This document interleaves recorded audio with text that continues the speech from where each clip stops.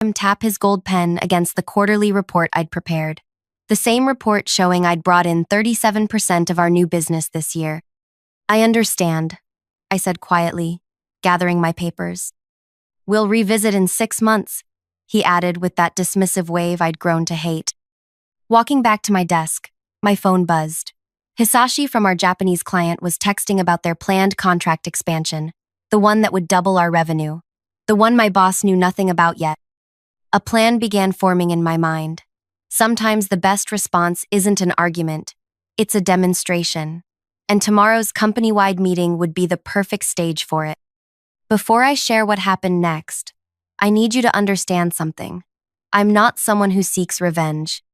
But there comes a point when standing up for yourself becomes necessary, not just for your own dignity, but for everyone who might face the same treatment after you.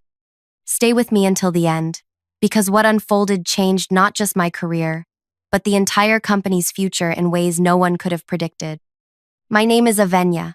At 32, I was the international account manager at a data analytics firm in Chicago. I joined the company after graduating with my MBA, determined to prove myself in an industry dominated by men 20 years my senior.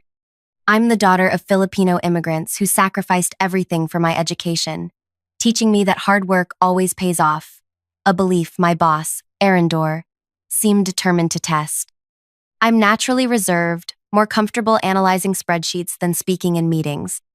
But beneath my quiet exterior runs a deep current of determination that my grandmother called tigas ng loob, toughness of spirit.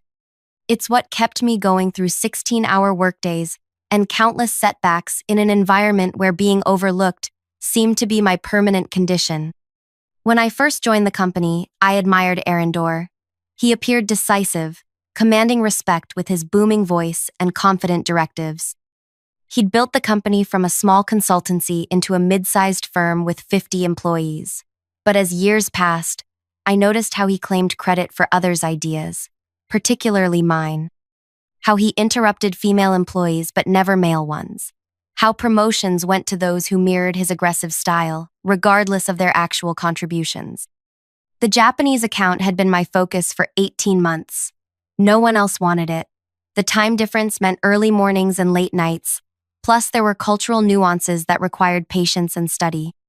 I learned basic Japanese, researched business etiquette, and slowly built trust with Hisashi's team at Sakura Technologies.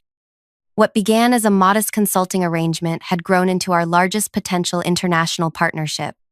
Each week, I sent Arendor detailed reports on my progress. Each week, they disappeared into what seemed like a void. In executive meetings, he would vaguely reference our work with the Japanese client, without acknowledging my specific contributions. When positive feedback came from Hisashi, Arendor would forward the emails to the executive team with a preface like, "Our approach is yielding results," conveniently removing my name from the exchange. Still, I persisted. My parents hadn't crossed an ocean and worked multiple jobs for me to give up because one man wouldn't recognize my value. The morning after being denied my raise, I arrived early. The office was empty, except for Nadia, our receptionist, who had worked at the company since its founding. With her silver-streaked hair and penetrating gaze, she missed nothing that happened within these walls. "Rough meeting yesterday?" she asked, sliding a cup of tea across her desk to me. I hesitated. Office politics weren't my strong suit, and complaining felt unprofessional. "I heard," she said simply, "Arendor was bragging to Keith about how he managed expectations with you."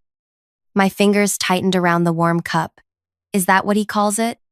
Nadia looked over her reading glasses. "You know, I've been here 12 years. Seen a lot of talented people come and go. The ones who last aren't always the most skilled. They're the ones who learn to play the game." "I'm not interested in games," I said. "I just want my work to speak for itself." "How's that working out for you?" She raised an eyebrow. I had no answer. "The company meeting today," she continued. "Arendor's planning to showcase the Japanese account. 15 slides about his strategy that won them over." My stomach tightened. "How do you know that?" "I proofread his presentations. Been doing it for years." She leaned forward. "Ellie, not once does your name appear." I should have felt angry, but instead, a strange calm settled over me. The situation was so absurd it had crossed into clarity. "What time did Hisashi say he'd call today?" Nadia asked. I checked my calendar. Around 10:30. He wants to discuss the contract expansion before their board meeting tonight. Interesting, Nadia said. The company meeting starts at 10. We exchanged a look of perfect understanding. I'd better make sure the conference room speaker system is working properly, she said with the ghost of a smile. By 9:55, all 50 employees were filing into our main conference room. I took a seat along the wall rather than at the table, my phone placed visibly beside me. Arendor stood at the front, cycling through his presentation notes while our technical team adjusted the projector. Keith, Arendor's second-in-command and devoted follower, distributed printed copies of the quarterly report, my report, with my name removed from the cover. I watched my colleagues flip through the pages, stopping at the growth charts I had spent weekends perfecting. At exactly 10, Arendor cleared his throat. Let's get started. First, I want to congratulate everyone on a successful quarter. As you'll see on page 4, our growth has exceeded projections by 12%. He continued for 20 minutes, highlighting achievements across departments. When he reached the international section, he clicked to a slide showing the Japanese flag alongside our company logo. Now for our most exciting development. As many of you know, I've been cultivating a relationship with Sakura Technologies in Tokyo. I felt heat rise in my cheeks as several colleagues glanced my way, then quickly back to their notepads. Through careful, strategic planning, we've positioned ourselves to expand this relationship significantly.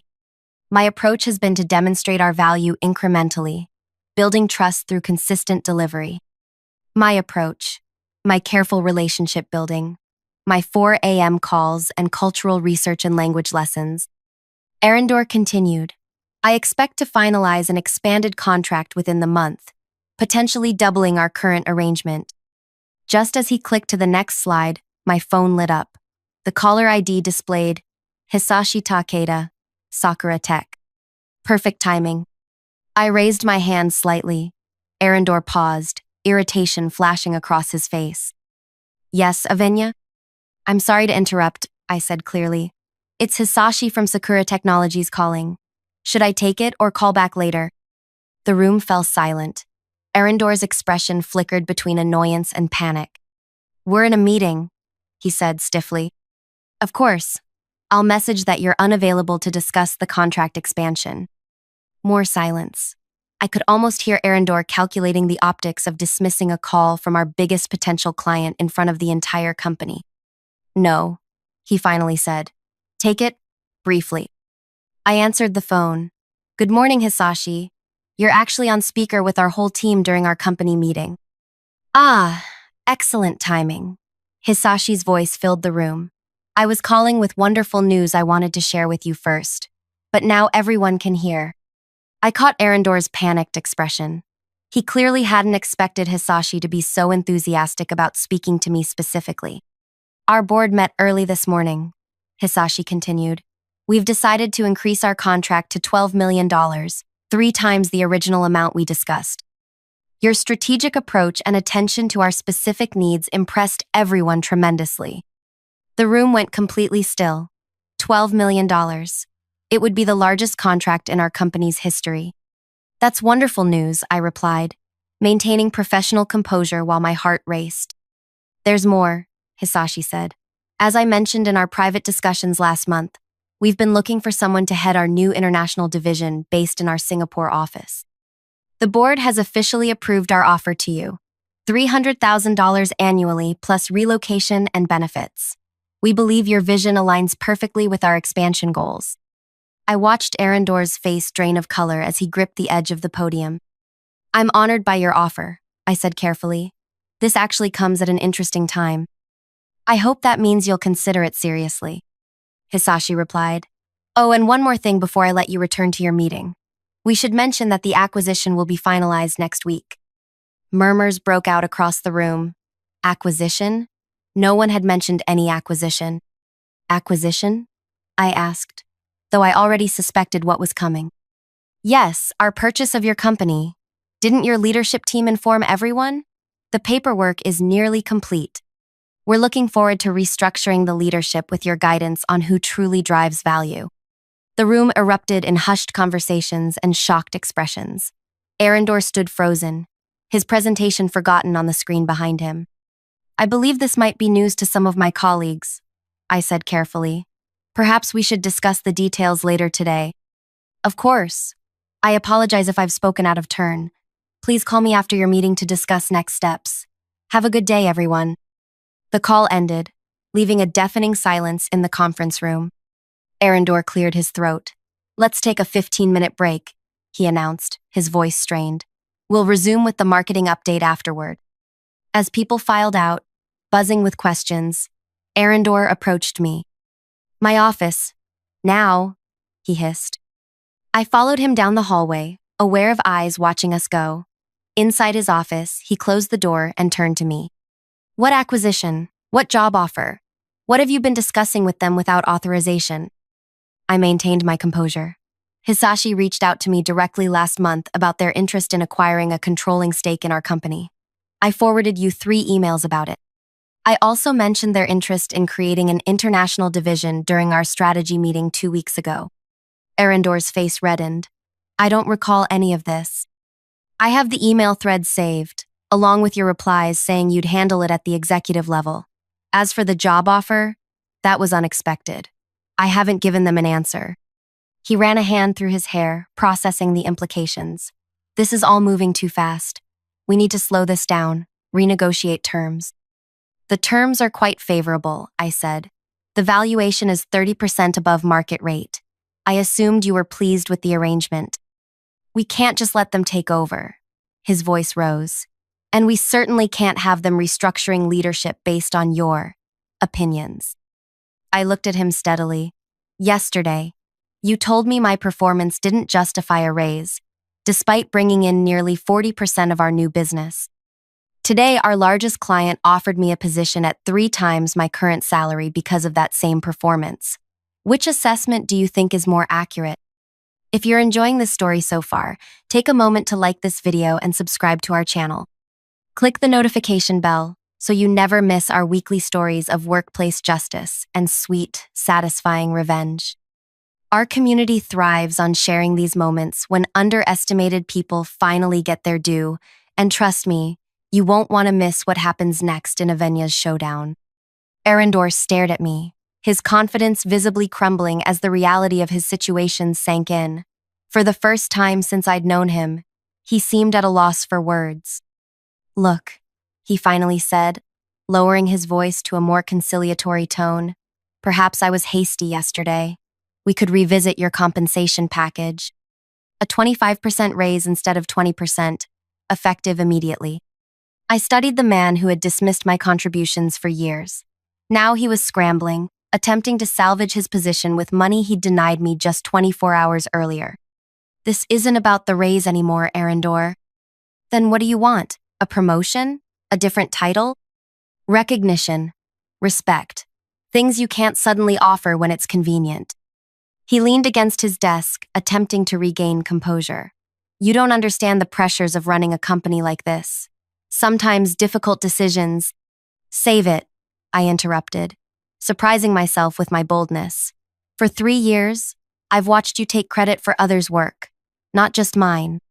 Devon developed the algorithm that attracted the Australian clients. Amara created the analytics dashboard everyone praises. Yet somehow, these accomplishments always become leadership initiatives in your presentations. His eyes narrowed. That's how business works. Everything ultimately reflects my leadership. And now your leadership has led us to an acquisition where the new owners value my input on restructuring. I let that sink in before continuing. They specifically asked for my assessment of our organizational strengths and weaknesses. The threat wasn't subtle. Arendor's fate potentially rested in my hands. You wouldn't sabotage your colleagues out of personal vendetta, he said, but uncertainty crept into his voice. I'd never harm this team. Unlike you, I value everyone's contributions. I moved toward the door. The meeting's about to resume. Shall we continue pretending nothing has changed? The remainder of the company meeting was a study in discomfort. Arendor attempted to proceed with the agenda, but questions about the acquisition dominated the discussion. With each inquiry, he deferred vaguely to ongoing negotiations while avoiding eye contact with me. By noon, the office was buzzing with speculation. My colleagues approached me cautiously, probing for information about Sakura Technologies and the potential restructuring.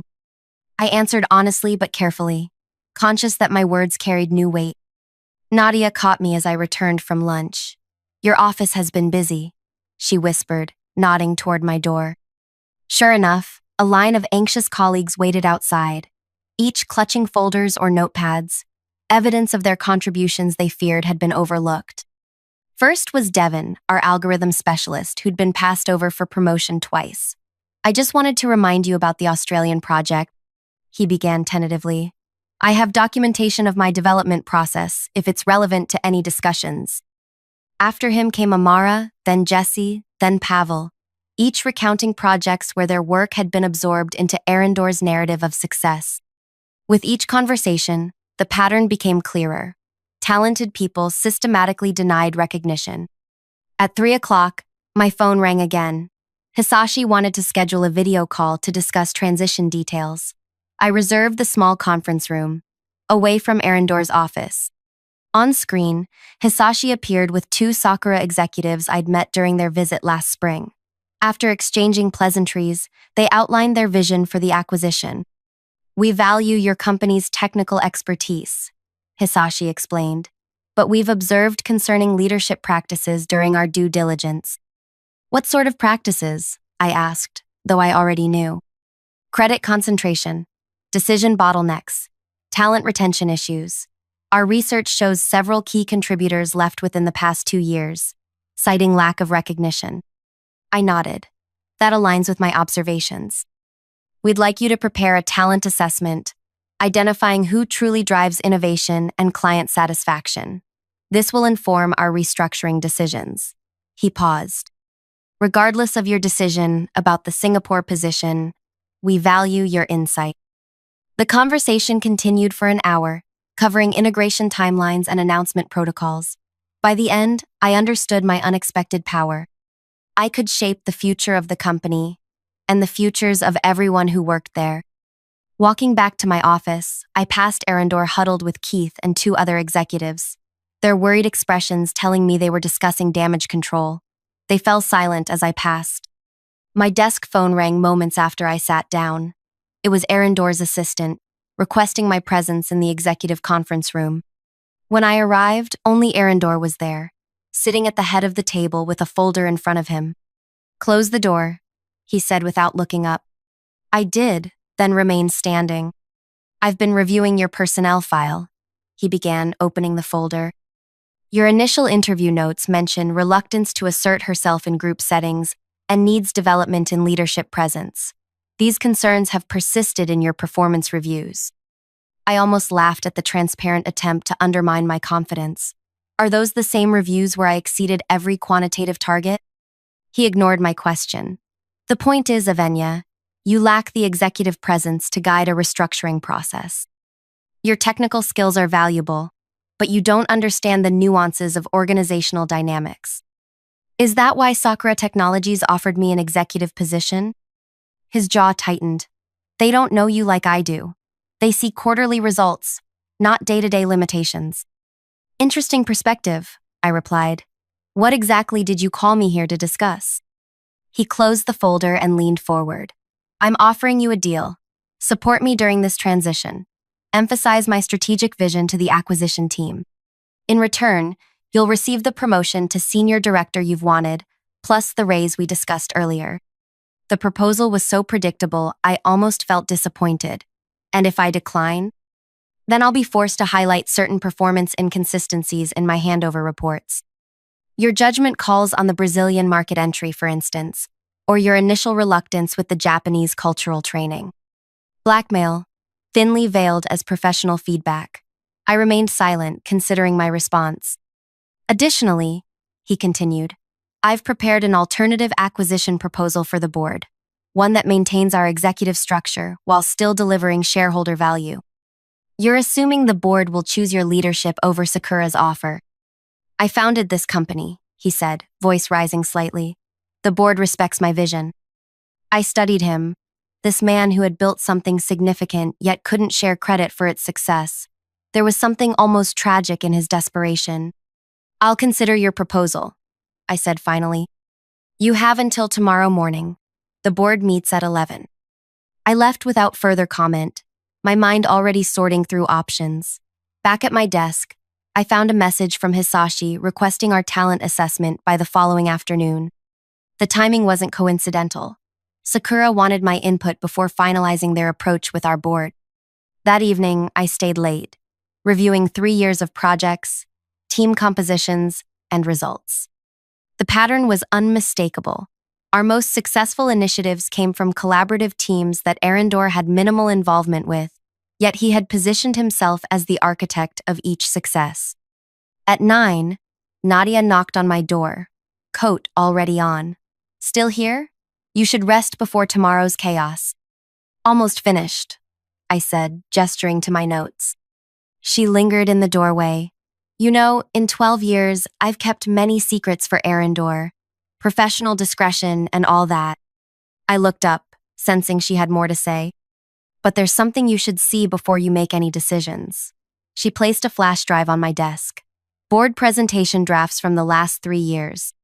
Notice how they evolve from initial submission to final version. How did you get these? I format all executive presentations. Always keep backups in case of technical issues. She gave me a meaningful look. Technical issues happen quite frequently around here. After she left, I plugged in the drive. The files showed a systematic pattern. Initial presentations credited team members by name, while final versions consolidated achievements under executive leadership initiatives. In some cases, entire slides featuring individual contributors were removed. Most damning were the track changes in the documents, with Arendor's user ID explicitly removing names and reassigning credit. One comment on a presentation about the Australian algorithm read, "Remove Devon's name. Position as executive strategy." It was nearly midnight when I finished my analysis. I had what I needed, not just for my own vindication, but for everyone whose contributions had been erased. The next morning, I arrived early, finding an email from Arendor reiterating his offer with additional pressure tactics. I didn't respond. Instead, I prepared 2 documents, my talent assessment for Sakura and a separate presentation for our board meeting. At 10:30, board members began arriving. I nodded politely as they passed, receiving curious looks in return. They'd all heard about yesterday's revelation, though none addressed it directly. At 10:55, Arendor intercepted me in the hallway. "Your decision?" he demanded. "I'll be presenting my perspective to the board," I said simply. His expression hardened. "Remember what we discussed. Actions have consequences." They certainly do. The boardroom fell silent as I entered behind Arendor. 12 board members sat around the table, with 3 Sakura representatives joining via video conference. I took a seat against the wall, deliberately positioning myself as an observer rather than a participant. Our board chair, Vivian, called the meeting to order. "As you're all aware, we've received an acquisition offer from Sakura Technologies. We're here to discuss its implications and determine our response." She nodded to Arendor. As CEO, Arendor will present his assessment and recommendation. He stood, projecting confidence as he distributed printed materials. "Thank you, Vivian. While this offer appears attractive on the surface, I have serious concerns about the proposed leadership restructuring. Our success stems from our current organizational structure, a structure I've carefully cultivated." For 30 minutes, he outlined his counterproposal, accepting Sakura's investment but maintaining the existing leadership team. He emphasized stability, continuity, and his personal relationships with key clients. "Questions?" Vivian asked when he finished. "Yes," said one board member. "The Sakura offer specifically mentions concerns about credit concentration and talent retention. Could you address those?" Arendor smiled dismissively. Creative professionals often desire more recognition than organizational realities allow. Every company balances individual ambitions with cohesive leadership. Our attrition rates are within industry norms. Vivian turned to the video screen. Hisashi, would you like to respond? Hisashi nodded. Our due diligence raised specific concerns about how contributions are recognized and rewarded. We believe the company's future growth depends on properly valuing its talent. That's why we requested Ms. Avenia's assessment. All eyes turned to me. Avenia, Vivian said, would you share your perspective? I stood, connecting my laptop to the projector. I've prepared a brief presentation analyzing our team structure and project outcomes. Arindor's expression shifted from confidence to alarm as my first slide appeared: attribution analysis, project success factors, and credit distribution. For the next 20 minutes, I methodically presented data showing how our most successful projects correlated with collaborative leadership rather than top-down direction. I highlighted team members whose contributions had been systematically obscured in executive presentations. And finally, I said, reaching my conclusion, I'd like to address the question of executive credit appropriation. I displayed a series of before and after slides from Nadia's flash drive, showing Arindor's systematic removal of individual contributors' names. These tracked changes document a pattern of credit reassignment that affected at least 17 employees over 3 years. I explained. This pattern correlates directly with our increasing turnover rate among high performers. The room was absolutely still. Arindor stared at me with undisguised hatred. To be clear, I continued, I'm not suggesting our technical capabilities are anything but excellent. Our team is exceptional.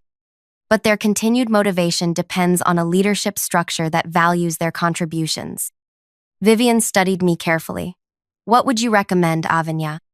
A flatter organizational structure with distributed leadership responsibilities, team-based performance metrics rather than individual heroics, and most importantly, transparent attribution of ideas and innovations. I glanced at the video screen, where Hisashi nodded approvingly. Thank you, Vivian said. Arindor, would you like to respond? He stood slowly, his composure visibly strained. These selective examples don't reflect the full context of our operational decisions. Leadership sometimes requires difficult choices about attribution to maintain competitive positioning. I've always acted in the company's best interests. By taking credit for others' work? Asked a board member. By presenting a unified executive vision to clients and partners, he countered. The discussion continued for another hour, growing increasingly tense as board members questioned specific instances of credit appropriation. Throughout, Arindor maintained that his actions were standard executive practice, even as evidence mounted against him. Finally, Vivian called for a short break. As people filed out, Arindor approached me, speaking low enough that only I could hear. You've made a serious mistake. Even if they replace me, your reputation is finished. No one trusts a traitor. I met his gaze calmly. I'm not the one who betrayed this team, Arindor. When the meeting reconvened, Vivian announced their decision. They would accept Sakura's acquisition offer, including the leadership restructuring provisions. Arindor would transition to an advisory role during integration, with his long-term position to be determined. The following weeks transformed our company. Sakura appointed an interim leadership team that included me as International Strategy Director, a position I accepted instead of the Singapore role, choosing to remain with the team I'd grown to care about. Arindor cleared out his office on a Friday afternoon, avoiding eye contact with everyone. His legacy of intimidation dissolved quickly as people realized they could safely share ideas and claim rightful credit for their work. 3 months after the acquisition, we gathered for our quarterly review. Project teams proudly presented their own achievements, names prominently displayed on slides. Collaboration flourished as fear receded. Our turnover rate dropped to 0. After the meeting, Nadia found me in my new office. Not the corner suite Arindor had occupied, but a glass-walled space in the middle of our work area. Quite a change, she observed. People actually smile in the hallways now. Change was overdue, I said. I just wish it hadn't required such drama.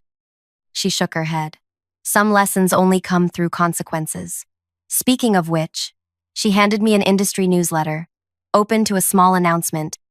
Arindor had accepted a strategic advisor position at a struggling startup, several steps down from his former status.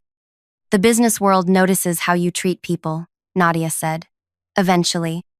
That evening, I received an email from Hisashi with our latest client satisfaction scores, the highest in company history. Attached was a performance review praising our culture of recognition and authentic leadership.